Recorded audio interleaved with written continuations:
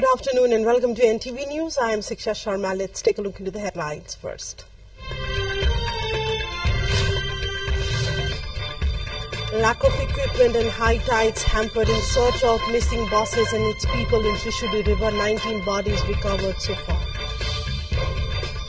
At least 16 people killed in a fire at shopping center in China's southwest. Many more believed to be trapped inside. Bangladeshi Prime Minister Hasina vows punishment to those responsible for students' deaths during quota protest. Nepali Embassy in Dhaka issues travel advisory for the students. And Nepal to take on the UAE in the opener of the Women's Asia Cup in Sri Lanka tomorrow.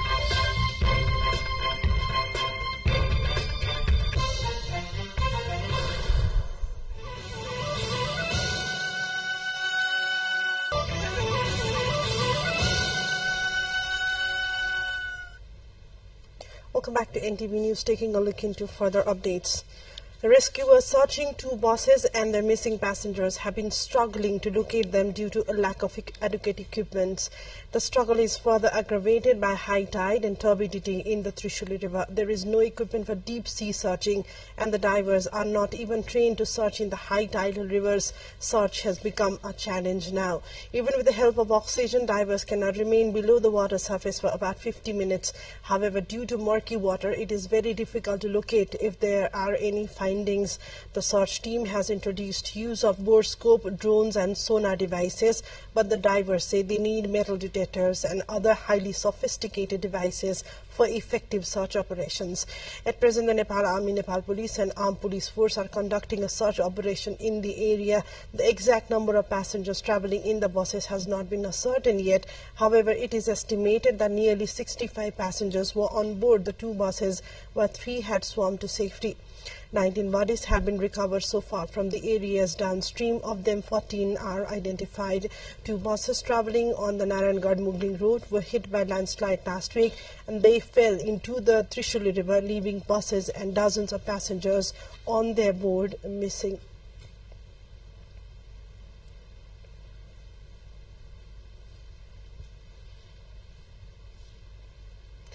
The ruling CP-UML party has suggested the government to get the Media Council bill passed so as to establish the Media Council and also pass and implement the Public Service Broadcasting PSB bill. It has also called for establishment of the much-awaited National Mass Media Authority, promotion of media run by working journalists with small investment, implementation of the Digital Nepal framework, and ensuring health insurance coverage and a free medical treatment facility for the working journalist in the country. The aforementioned suggestions have been made in a list of 30 points recommendations handed over by CP-UML Central Publicity and Publications Department to Minister for Communications and Information Technology, Prithvi Subba Gurung. The recommendations submitted on Wednesday include short-term and long-term initiatives to be taken in the field of media and communications. Head of the department and Standing Committee member Rajendra Gautam handed over the recommendations, including 17 points related to media sector and 13 points concerning policy and structural changes to Communications Minister Gurung. Let's take a look into a short break. More news follows up on the other side. Do stay with us.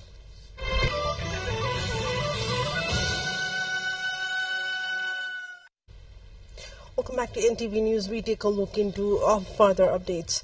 16 people were killed in a fire at a department store in Sichuan province in China's southwest on Wednesday evening, the state media said on Thursday. The fire broke out in a 14-story building in a high-tech zone of the city of Jikong, shrouding the vicinity with thick smoke, according to the Xinhua news agency. Overnight rescue work ended at 3 a.m., the state broadcaster said. A preliminary investigation showed the fire was due to construction operations.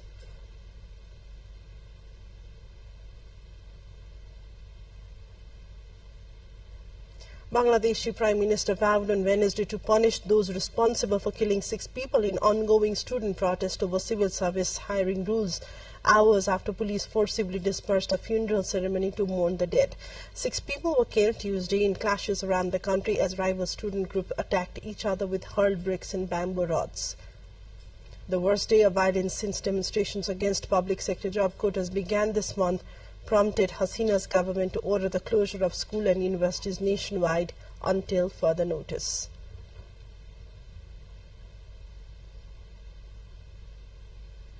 U.S. President Joe Biden tested positive for COVID-19 with mild symptoms on Wednesday, shortly after conceding that he would consider dropping his troubled re-election bid if he was diagnosed with a serious medical condition.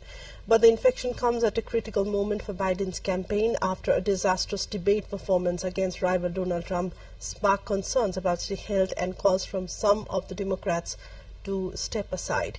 It is also the latest development in a tumultuous few days with an already frantic White House race that saw his Republican Trump survive an assassination attempt.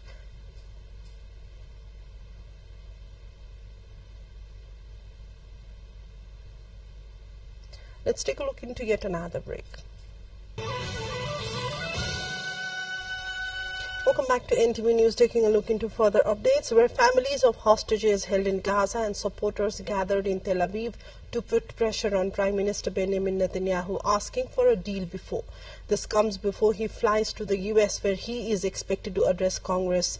The U.S. congressional leaders from both parties sent Netanyahu the invitation, a show of wartime support for longtime ally Israel, despite mounting political divisions over the war against Hamas in Gaza. An Israeli official confirmed Netanyahu's receipt of the invitation to the reporters. The government of crisis-rattled Cuba on Wednesday launched an offensive targeting small and medium-sized private businesses opened after a historic policy shift nearly 3 years ago on the communist-run island. Cuba is suffering through its gravest economic crisis in 30 years, with the tightened U.S. embargo piling on top of soaring inflation, low production levels, and a tourism sector struggling to recover from the COVID-19 pandemic. In an attempt to mitigate the shortages, Havana in 2021 authorized for the first time in 60 years private companies to open in some industries such as tourism, construction, and food supply. Private sector imports valued by the government at $1.3 billion in 2023 have since caused an uncontrollable spiral of demand for foreign currency in the country. More 200 Kenyan police officers have reached Haiti under a United Nations-backed mission to try to quell rampant gang violence in the troubled Caribbean nation.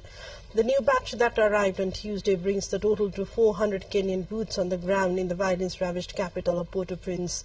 The Kenyan contingent of what is shaping up to be a multinational mission has run into persistent legal challenges in Nairobi, where embattled President William Ruto is simultaneously trying to calm the rolling anti-government protest at home.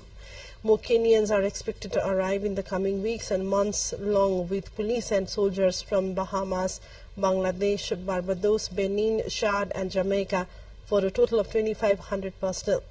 The deployment was approved by a UN Security Council resolution in October, only to be delayed by a Kenyan court decision in January that ruled it as unconstitutional.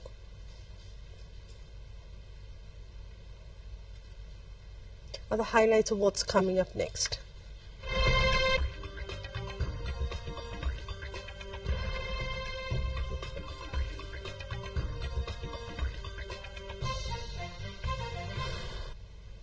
An assisted dying group expects a portable suicide pod to be used for the first time in the world in Switzerland, potentially within months, providing death without medical supervision. The space-age looking Sarco capsule replaces the oxygen inside it with nitrogen, causing death by hypoxia. The capsule's potential use has raised a host of legal and ethical questions in Switzerland, reigniting debate on the assisted dying. The Wallis cantonal doctor has banned its use, while other cantons have voiced reservations.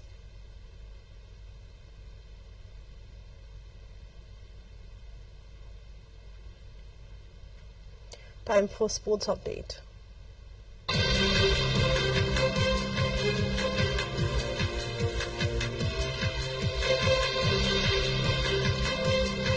Nepal tomorrow will take on the UAE in the opener of the Women's T20 Asia Cup in Sri Lanka. Nepal has been placed in Group A alongside India, Pakistan and UAE in the tournament. Nepal made it to the Asia Cup by topping its group in the ACC Women's Premier Cup held in February in Malaysia. Nepal is making its third appearance in the T20 Asia Cup. Earlier, Nepal played 3 practice matches in Sri Lanka as preparation to the tournament, in which Nepal won in 1 and lost in 2 matches. Nepal will then face Pakistan on July the 21 and India on July 22nd.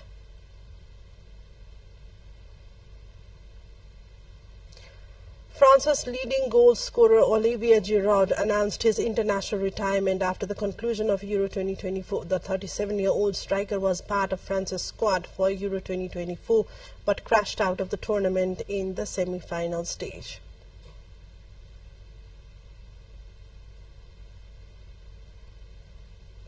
His career saw him score 57 goals in 137 appearances. His hopes of ending his international career on a high in his final swan song ended on a bitter note. Over the course of his international career, Giroud won the World Cup in 2018 and was also World Cup and European Championship runner-up. Ecuador's Richard Carapaz won stage 17 of the Tour de France after the remnants of the breakaway finished ahead of the main pretenders in the high Alps on Wednesday. EF rider Carapaz dropped Simon Yates and soloed the final 10 km to win his first ever Tour de France stage after finishing third overall in 2021. The former Giro d'Italia champion, who won the Tokyo Olympics road race, also wore the overall leader's yellow jersey after his efforts in the second stage to Bologna. Overall leader Tadej Pogacar, defending champion Jonas Vingegaard and Remco Evenepoel kept their powder dry until late in the medium mountain run.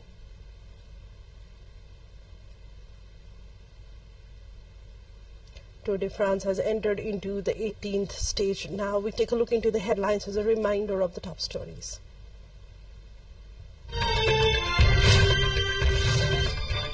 Lack of equipment and high tides hampering search of missing buses and makes people in Trishuli River.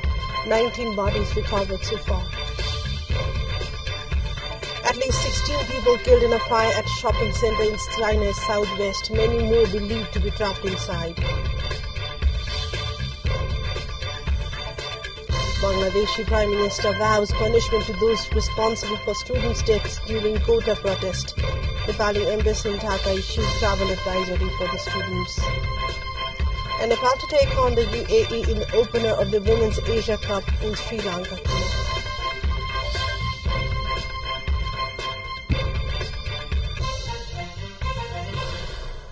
That's all for now. Thanks for watching. Have a great day ahead and namaste.